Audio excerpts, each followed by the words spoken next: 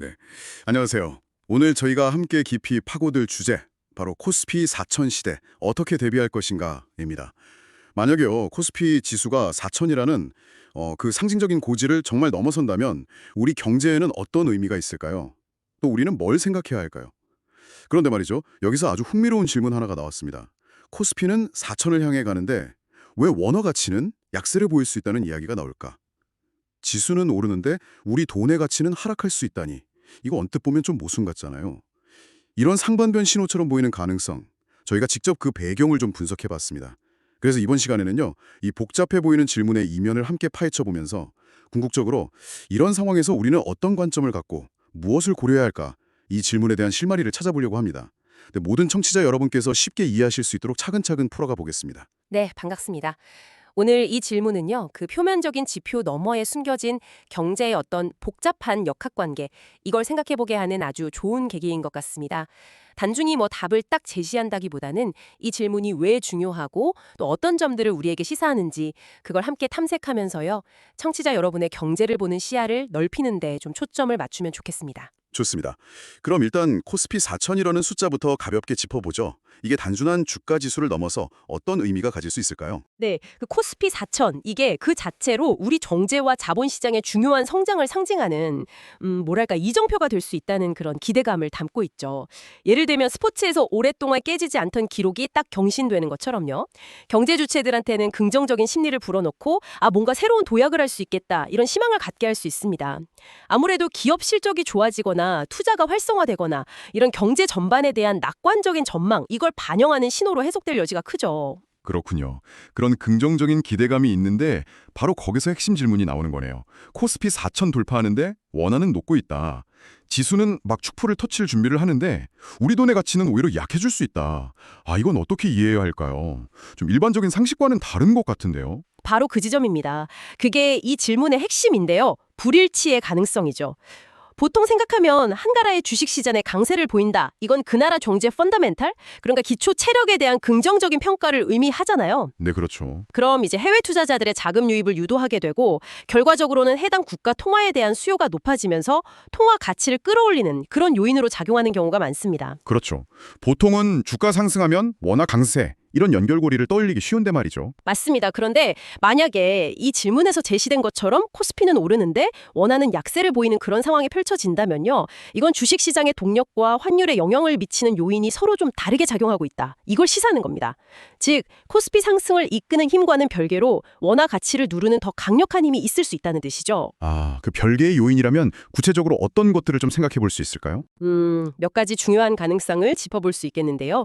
첫째는 우리나라 경제의 구조적 특징입니다. 바로 높은 대외 의존도죠.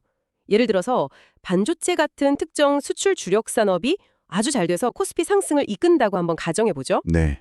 그런데 동시에 국제 유가라든지 원자재 가격이 확 올라서 우리나라 전체의 수입 비용이 크게 늘어나면 어떻게 될까요? 수출로 번 돈보다 수입으로 나가는 돈이 더 많아지는 상황, 즉 경상수지가 나빠질 수 있습니다. 이렇게 되면 국내로 들어오는 달러보다 나가는 달러가 많아지니까 이건 원화 가치에는 하락 압력으로 작용할 수 있는 거죠. 코스피 특정 섹터가 잘 나가는 것과는 별개로요.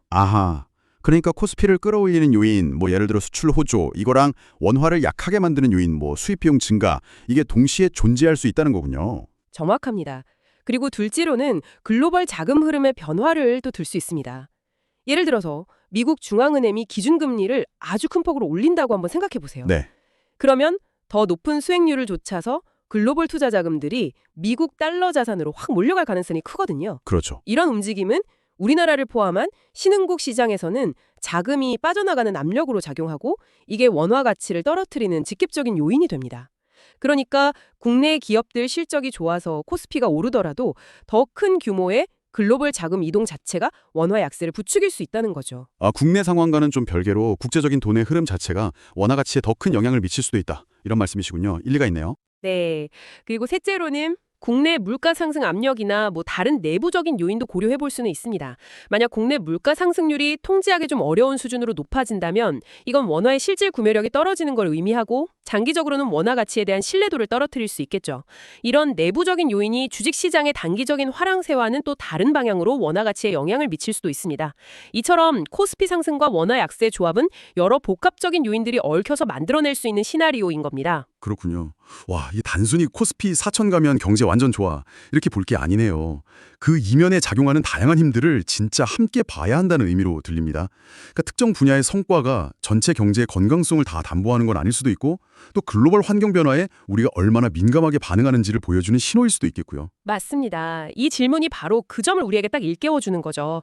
표면적인 숫자 너머에 있는 복잡한 현실을 직시해라 이런 메시지입니다. 자, 그럼 이 복잡한 가능성 앞에서 가장 중요한 질문으로 넘어가 보죠. 우리는 어떤 걸 생각하고 대응해야 할까? 단순히 막 불안해하거나 섣불리 행동하기보다는 어떤 관점을 갖는 것이 좀 현명할까요? 여기서 핵심은요. 즉각적인 대응, 이거보다는 생각의 틀을 어떻게 가져갈 것인가 여기에 먼저 집중하는 거라고 생각합니다. 앞서 살펴봤듯이 코스피 상승과 원화 약세라는 이 상반되어 보이는 신호가 공존할 수 있다. 이 가능성 자체가 경제 상황이 매우 다면적이라는 증거거든요. 네, 그렇죠. 따라서 한쪽 정보만 딱 보고 성급하게 결론을 내리기보다는 왜 이런 현상이 나타날 수 있는지 그 배경을 차분히 이해하려는 자세가 중요합니다. 대응보다 이해가 먼저다. 그럼 청취자 여러분들이 이런 상황을 마주했을 때 어떤 생각의 틀, 어떤 관점을 가지면 좋을까요? 구체적인 투자 조언 이런 게 아니라 지혜롭게 상황을 바라보는 방법에 대한 이야기겠죠? 그렇습니다. 저는 두 가지 핵심적인 관점을 좀 말씀드리고 싶은데요. 첫째는 장기적인 안목을 유지하는 겁니다. 코스피 지수가 얼마를 넘었다더라, 환율이 단기적으로 어떻게 움직였다더라 이런 뉴스에 너무 일일비하기보다는요. 청취자 본인이 설정한 장기적인 재무 목표 그리고 투자 원칙 이걸 꾸준히 지켜나가는 게 중요합니다. 단기적인 변동성은 언제나 있기 마련이니까요. 네, 맞아요. 단기 변동성. 그리고 둘째는 종합적인 시각을 갖는 겁니다. 오늘 저희가 나눈 이야기 자체가 이 중요성을 강조하고 있는 셈인데요. 코스피 지수만 보거나 원화 환율만 봐서는 전체 그림을 놓치기가 너무 쉽습니다. 경제 성장률, 물가, 금리, 수출입 동향, 국제 정세 등등 다양한 지표와 정보를 함께 고려하면서 큰 그림 안에서 현재 상황을 해석하려는 노력이 필요해요. 마치 자동차 운전할 때 속도계만 보는 게 아니라 연료 게이지도 보고 엔진 온도도 보고 그리고 도로 상황이나 날씨까지 다 종합적으로 살피는 것과 같다고 할 수 있죠. 아하.